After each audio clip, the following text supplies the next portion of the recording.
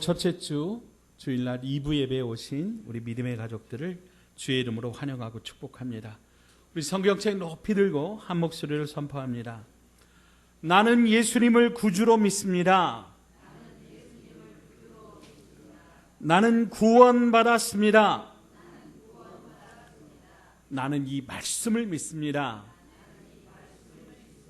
나는 행복합니다. 아멘. 이제 모든 학교가 방학을 마치고 다 개학했습니다. 학교 가면은 제일 먼저 이제 방학 숙제 검사를 합니다. 제가 어릴 때 생각나는 것은 다른 숙제들은 다 했는데 그만 일기가 밀려가지고요. 옆 친구의 일기를 보고 그대로 옮겨 적다가 그만 선생님께 들통이 나서 혼나고 벌을 받았던 그런 기억이 있습니다. 성실하지 못했던 것이지요. 또한 선생님께서는 가장 큰 상은 성적 우수상, 공부 잘하는 그런 성적 우수상이 아니라 매일매일 성실하게 그렇게 학교에 출석을 하는 그런 개근상이라고 그렇게 가르치셨습니다. 학생으로서 가장 기본적인 것이 성실이라고 하는 그런 가르침이죠. 오늘은 하나님의 성품 가운데 성실에 대하여 나누도록 하겠습니다.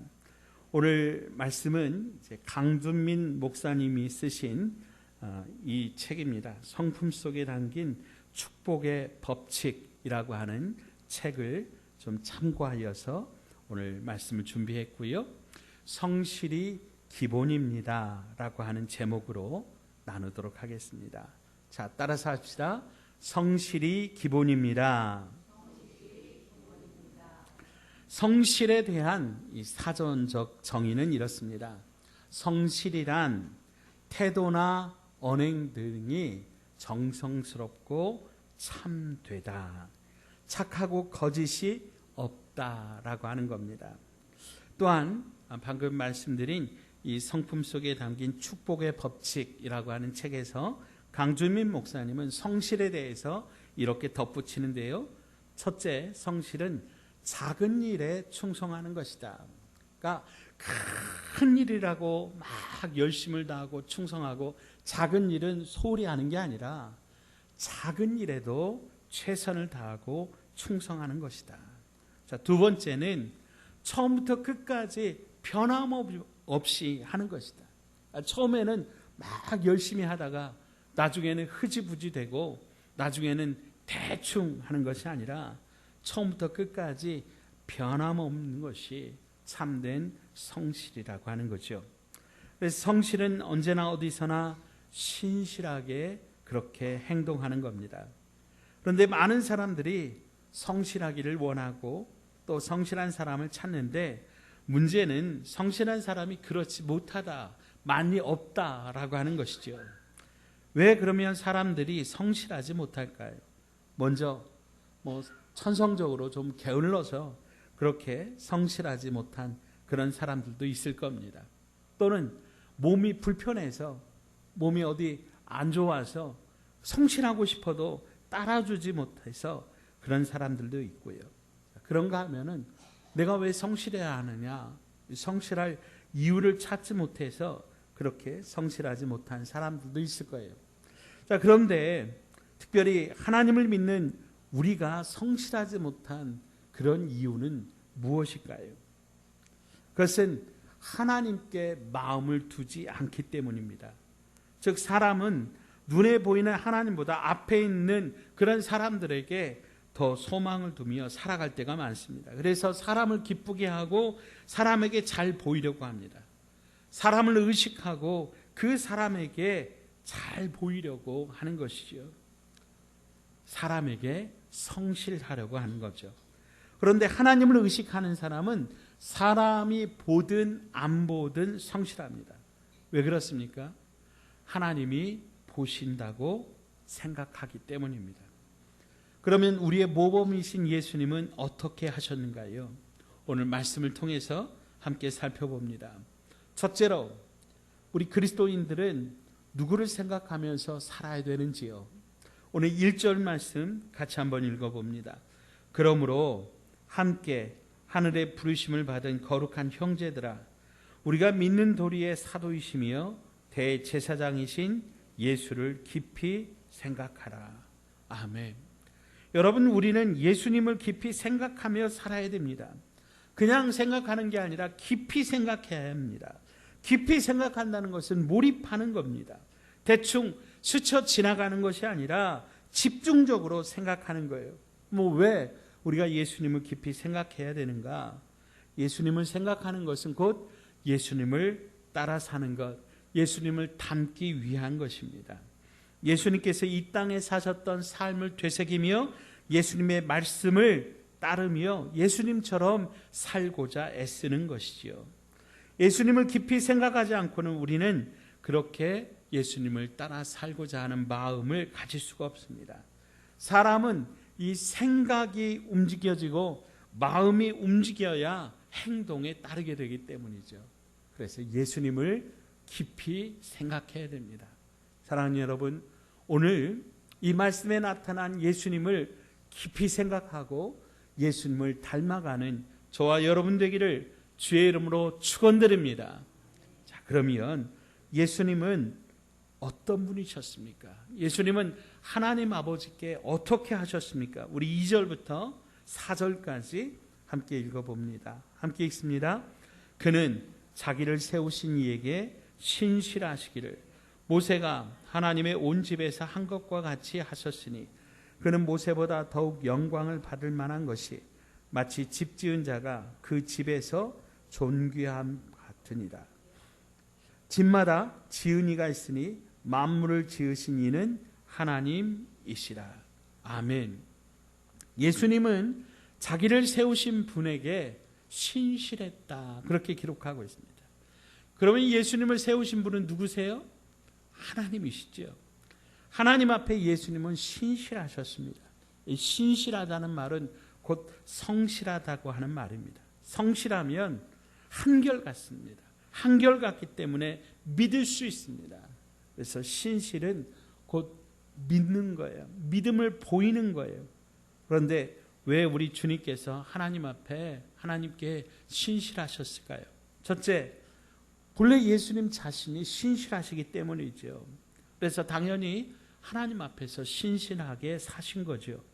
둘째, 하나님 아버지께서 신실하시기 때문에 예수님도 하나님의 신실하심을 닮아간 것이죠. 여러분, 자녀는 누구를 닮습니까? 아버지를 닮죠. 어머니를 닮죠. 하나님 아버지께서 신실하신 분이기 때문에 성자 예수님도 신실하신 겁니다.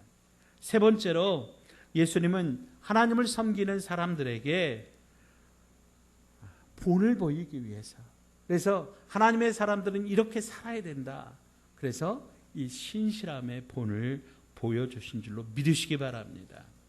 그래서 하나님 앞에 신실하라고 우리에게 예수님께서 본을 보여주시고 따르게 하신 거죠. 자, 그러면 오늘 말씀에 모세와 예수님이 이제 닮은 점이 있는데, 모세와 예수님의 같은 점은 무엇인가요? 우리 5절, 6절 함께 읽습니다. 또한 모세는 장래에 말할 것을 증언하기 위하여 하나님의 온 집에서 종으로서 신실하였고, 그리스도는 하나님의 집을 맡은 아들로서 그와 같이 하셨으니 우리가 소망의 확신과 자랑을 끝까지 굳게 잡고 있으면 우리는 그의 집이라. 아멘. 자, 모세와 예수님이 똑같은 점이 있는데 그건 뭐예요? 신실했다라고 하는 거예요. 그런데 차이점이 있어요. 모세는 종으로서 신실했고 예수님은요, 아들로서 신실했다라고 하는 거예요. 여러분, 종하고 아들하고 차이점이 뭘까요? 종은요, 시켜서 하는 거예요. 그러니까 하기는 해도 그 안에 뭐가 안 담기냐면 마음이 안 담기는 거예요. 그런데요, 아들은요, 차원에서 하는 거예요. 그래, 하나님 나라 일을 하는데 모세는 종으로서 신실했어요. 하기는 했어요. 그러나 예수님처럼 하지는 못했어요. 예수님은 하나님 나라의 그 일을 예수님은 마음을 다해서 성실하게 최선을 다해서 감당했다라고 하는 것이죠. 그래서 사랑하는 여러분, 오늘 저와 여러분에게 물론 우리가 하나님 나라의 종으로서도 신실해야 되지만 하나님 나라의 자녀로서 예수 그리스도의 보혈의 피로 말미암아 우리가 하나님 나라의 자녀가 되었으니 하나님 나라의 자녀로서 신실하시기를 주의 이름으로 축복합니다. 자, 그래서 우리가 가져야 될 성품이 무엇입니까? 바로 이 성실이라고 하는 거예요. 신실이라고 하는 거예요.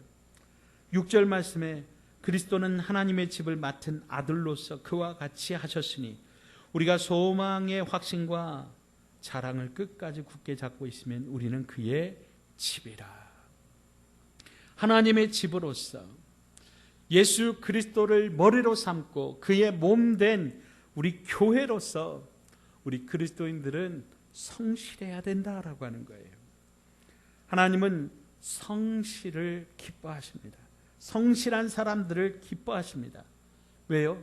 하나님께서 성실하시기 때문입니다.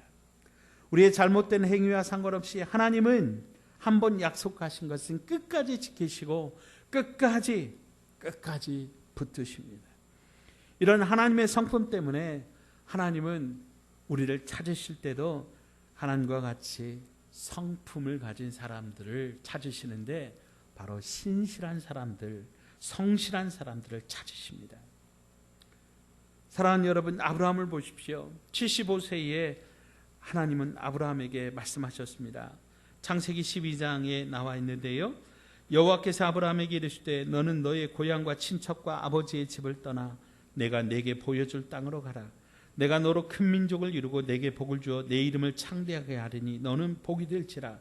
너를 축복하는 자에게는 내가 복을 내리고 너를 저주하는 자에게는 내가 저주하리니 땅의 모든 족속이 너로 말미암아 복을 얻을 것이라 하신지라. 아멘. 여러분, 그런데 이 약속이 언제 이루어집니까? 아브라함이요, 그 나이가 100세에 겨우 아들 이삭을 얻습니다. 그리고 나서도 아브라함이 하늘의 별과 같이 땅의 모래와 같이 자손들이 그 땅에 가득하게 되리라. 이런 약속은 어떻게 보면 아브라함 생전에는 보지 못합니다. 그런데도 끝까지 아브라함은 성실하게 하나님의 약속의 말씀을 믿고 동행했다라고 하는 거죠. 하나님이 신실하게 그 약속을 이루실 것을 바라보았다라고 하는 거예요. 그래서 하나님께서 아브라함을 믿음의 조상이라고 그렇게 불러주신 겁니다. 특별히 우리 주 예수 그리스도의 십자가 사건은 하나님의 성실하심을 보여주는 놀라운 사건입니다. 우리는 예수님의 이 십자가를 바라보면서 성실하신 하나님의 약속을 기억해야 됩니다. 우리를 구원하시고 우리를 있는 모양 이대로 바라보시는 게 아니라 우리 주 예수 그리스도의 보혈의 피로 우리를 덧입으셔서 우리를 하나님의 자녀로 삼으시고 구원해 주신 이 놀라운 하나님의 이 사랑, 하나님의 성실하심은 예수님의 십자가를 통하여 우리에게 나타나게 됩니다. 그러므로 우리는 십자가를 볼 때마다 하나님의 성실하신 사랑을 기억하고 그 성실하심에 순종하신, 그 말씀에 순종하신 예수 그리스도의 성실하신 그 사랑을 기억해야 됩니다. 야곱은 아버지 이삭을 속이고 외갓집으로 도망갑니다. 그곳에서 외삼촌 라반의 양을 치면서 이제 12명의 자녀를 낳고 대가족을 이루고 마침내 고향으로 돌아오게 됩니다. 그런데 야곱이 가족들을 데리고 떠났다는 소식을 듣고 외삼촌 라반이 그 뒤를 쫓아갑니다. 근데 보자마자 이제 드라빔이라고 하는 것을 내놓으라고 그렇게 야단치면서 그 가족 그 일행을 막 수색을 해봅니다. 그런데 찾아도 없자 그때 야곱이 외삼촌 라반에게 그동안 가슴속에 쌓였던 말을 쏟아냅니다.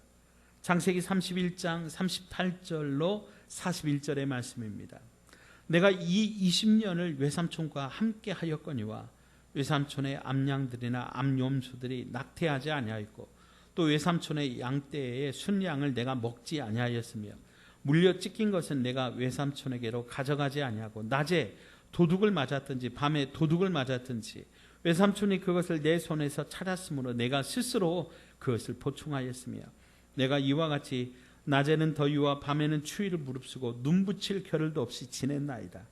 내가 외삼촌의 집에 있는 이 20년 동안 외삼촌의 두 딸을 위하여 14년, 외삼촌의 양떼를 위하여 6년을 외삼촌에게 봉사하였거니와 외삼촌께서 내 품삯을 10번이나 바꾸셨으며. 자, 무슨 얘기입니까? 야곱은 20년 동안 외삼촌 집에서 있으면서 정말 잠잘 겨를도 없이 밤낮으로 성실하게 그 외삼촌의 양떼들을 먹였다고 하는 거예요.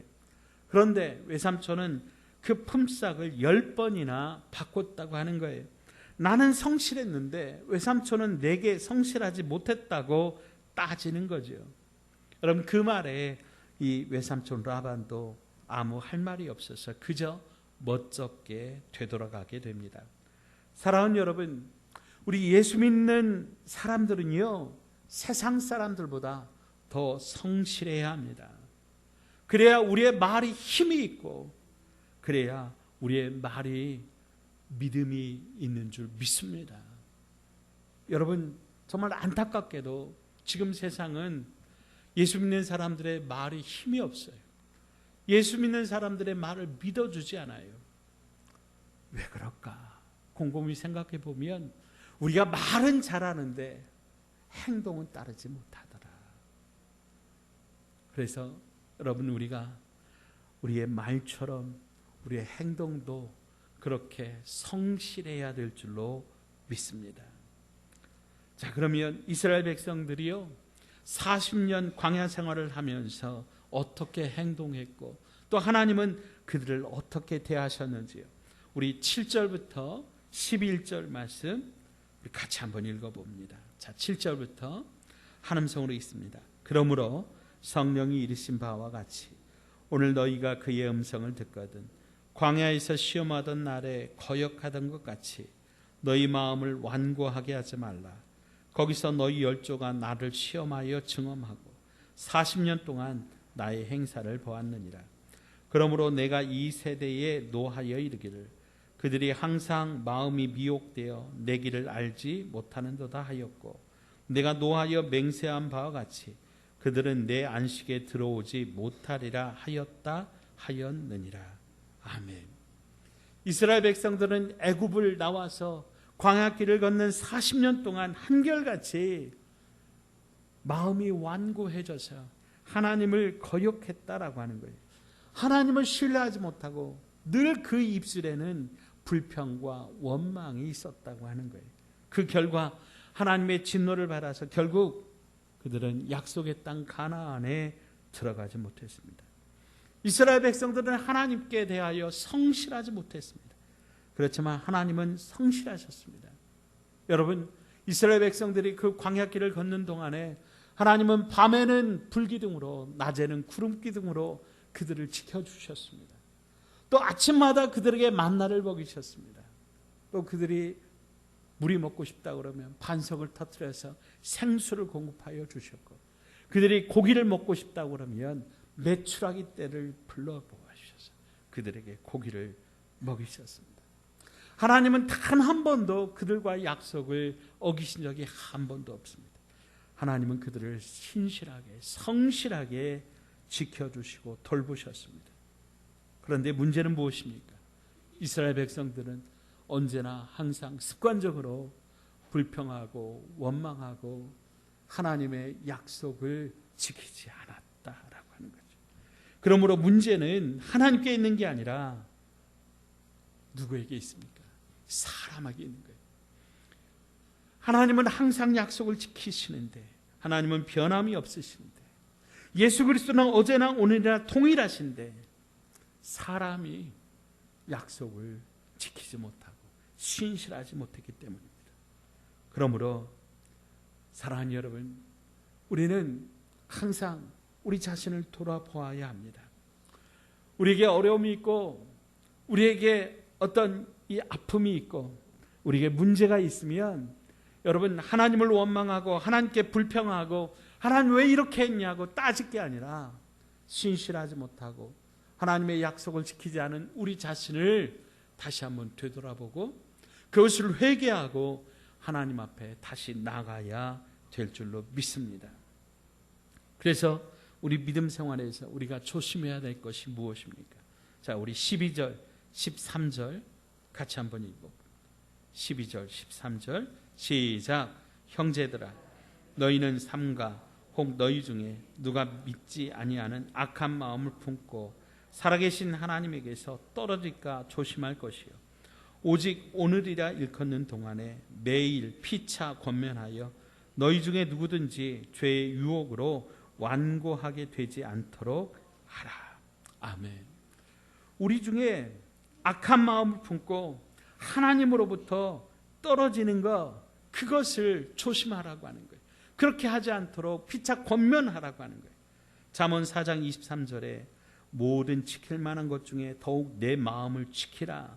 생명의 근원이 이에서 남이라 그랬습니다. 여러분, 우리가 이 세상에 살면서 지켜야 되는 것들이 정말 많지만 그 중에 가장 중요한 것은 우리의 마음을 지키는 것이라고 하는 거예요. 왜요? 마음이 생명의 근원이라고 하는 거예요. 생명의 원뿌리가 우리의 마음에 있다고 하는 거예요. 그래서 마음을 어떻게 먹느냐에 따라서 우리의 삶의 열매가 극과 극으로 나오는 거예요. 사람은 마음 먹은 대로 행동합니다. 선한 마음을 먹으면 선한 행동, 선한 결과가 나오는 거예요. 반대로 악한 마음을 먹으면 악한 말과 악한 행동이 뒤따르게 되는 것이요, 악한 마음은 하나님 불신하고 하나님을 대적하는 것입니다. 바울은 우리에게 예수 그리스도의 마음을 품으라고 권면합니다. 우리는 흔히 내 마음이 내가 마음대로 할 수 있다고 생각합니다. 그런데 여러분 살아보니까 어떻든가요? 여러분 마음이 정말 여러분 마음대로 되십니까? 안 됩니다. 미워하고 싶지 않은데 자꾸 미워하는 마음이 우리의 마음 안에 들어오는 겁니다. 그래서 여러분, 그런 마음들이 들어올 때 어떻게 해야 됩니까? 예수 그리스도의 마음이 아닌 것, 그것은 사단이 주는 마음입니다. 그 마음을 우리가 분별해야 됩니다. 그리고 싸워야 됩니다. 예수 그리스도의 마음을 붙잡고 예수 그리스도가 아닌 사단이 주는 마음은 싸워내야 됩니다. 그것을 예수의 이름으로 물리쳐야 됩니다. 바로 그래야 우리가 참된 신앙생활을 할 수 있는 것입니다. 우리가 복받는 비결을 오늘 성경은 기록하고 있습니다. 자, 14절 함께 읽습니다. 우리가 시작할 때에 확신한 것을 끝까지 견고히 잡고 있으면 그리스도와 함께 참여한 자가 되리라. 아멘. 처음 시작할 때 붙잡았던 것을 끝까지 견고하게 잡고 성실하게 살아라라고 하는 거예요. 여러분, 올해 2024년도 첫 시간, 우리가 처음 예배 드릴 때 마음 먹었던 그 첫 마음, 결단, 그 신앙의 고백, 그 믿음의 고백을 가지고 우리가 끝까지 견고하게 믿음으로 지키면서 살아가면 여러분, 우리가 복받는 거예요. 우리가 성공하는 거예요. 그런데 여러분 어떻습니까? 오늘 우리가 가졌던 그 첫 마음처럼 우리가 지금 그렇게 성실하게 살아가고 있습니까? 하나님은요, 하나님의 마음에 드는 사람에게 복을 주십니다. 그러면 하나님의 마음에 드는 사람은 어떤 사람일까요? 하나님 앞에 성실한 사람입니다. 근세 한국을 대표할 만한 인물 중에 도산 안창호 선생님이 계세요. 이분은 정말 참된 애국자요, 교육자요, 진실한 신앙인이라고 그렇게 볼 수 있습니다. 이 안창호 선생님이 미국에 건너가서 이제 청소부로 일하면서 공부할 때였습니다. 한 번은 어느 미국인의 집에 가서 시간당 $1, 한 1,000원 정도 되는 많지 않은 돈입니다. 그 $1 정도 받고 청소를 하게 되는데 사람의 손이 닿지 않은 구석까지 도구를 만들어서 열심히 청소하는 모습을 보고 그 집 주인이 감동을 받은 거예요. 그래서 아니 당신은 도대체 어느 나라 사람이요? 예, 저는 저 한국에서 온 사람입니다.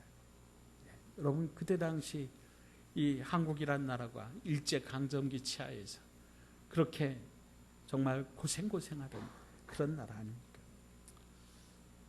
그러니까 이분이 뭐라 그랬냐면 당신이라고 당신이 있기 때문에 그 한국이라는 나라가 희망이 있습니다. 당신은 청소부가 아니라 정말 참으로 멋진 신사, 참으로 멋진 사람입니다.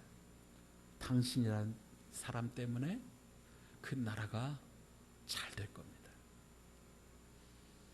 사랑하는 여러분, 오늘 저와 여러분 때문에 우리 교회가 복받고, 아멘. 저와 여러분 때문에 여러분의 가정이 복을 받고 우리 나라가 복을 받게 되기를 주의 이름으로 축복합니다. 자, 두 번째로 또 예화를 들어드립니다. 체코의 수도 프라하에 가면은 그 광장에 얀 후스라고 하는 그 분의 동상이 하나 있어요. 이분은 종교 개혁자 중에 한 분인데요. 성경에 입각한 신앙의 양심 회복을 외치면서 로마 교황청에 의하여 이제 화형을 당한 분입니다. 이 동상 아래에는 네 마디의 말이 새겨져 있다. 그래요. 성실을 배웠다. 성실히 살았다. 성실을 사랑했다. 성실을 지켰다. 즉, 이 얀후스의 삶은요, 성실이 전부라고 해도 과언이 아닌 거죠. 말하는 것도, 생각하는 것도, 믿음도, 생활도, 그 인격도 성실이라고 하는 것에 대변할 수 있다. 이분이 남긴 것은 성실이라고 하는 거예요. 사랑하는 여러분, 위대한 일도요, 사실 굉장히 사소하고 정말 작은 일로부터 시작되게 됩니다. 여러분, 우리가 우리 삶에 주어진 이 하루 한순간 매 순간 정말 그 작은 일에 순종하고 성실하게 살아간다고 하면 여러분, 우리의 삶은 결국 위대한 삶이 될 것입니다. 성실이 기초가 되지 않는다면 아무것도 이룰 수 없습니다. 특별히 하나님은 하루하루 정말 작은 일에 성실한 사람을 찾으십니다. 세상에서 성공한 사람들의 공통점은 모두 성실했다라고 하는 거예요. 사람들은 성실한 사람을 좋아합니다. 그런데 그 사람이 성실한지 아닌지는 하루아침에 알 수 없지요. 오래 두고 보아야 합니다. 그만큼 성실은 오랜 인내와 기다림을 가져야 합니다. 하나님도요, 또한 성실한 사람을 좋아하십니다. 하나님도 성실한 사람에게 하나님의 일을 맡기십니다. 그래서 성실은 모든 것의 기본이며 전부라고 할 수 있습니다. 사랑하는 여러분, 성실합시다. 오늘 9월 첫 주일입니다. 정말 시원해졌습니다. 하나님 앞에 우리 열심히 예배하고 기도하고 정말 주님의 일을 감당하기 좋은 그런 계절입니다. 여러분, 다시 한번 믿음 생활을 회복하시기를 주의 이름으로 축복합니다. 하나님은 성실하십니다. 우리 믿는 우리에게도 성실을 요구하십니다. 우리가 성실하면 하나님께서 우리에게 큰 것들을 맡겨주실 것입니다. 우리의 걸음걸음 하루하루 주님 앞에 최선을 다하고 성실하게 주신 사명 감당함으로 참으로 주님이 잘했다 칭찬하시는 그런 귀한 하나님의 사람들 되시기를 주의 이름으로 축원드립니다. 하나님 아버지, 오늘 주님의 성실을 보고 깨닫게 하여 주시니 감사합니다. 성실하신 주님처럼 오늘 우리들도 우리들의 삶의 자리에서 매 순간 성실하게 하여 주시옵소서. 우리 주 예수님의 이름으로 간절히 기도하옵나이다.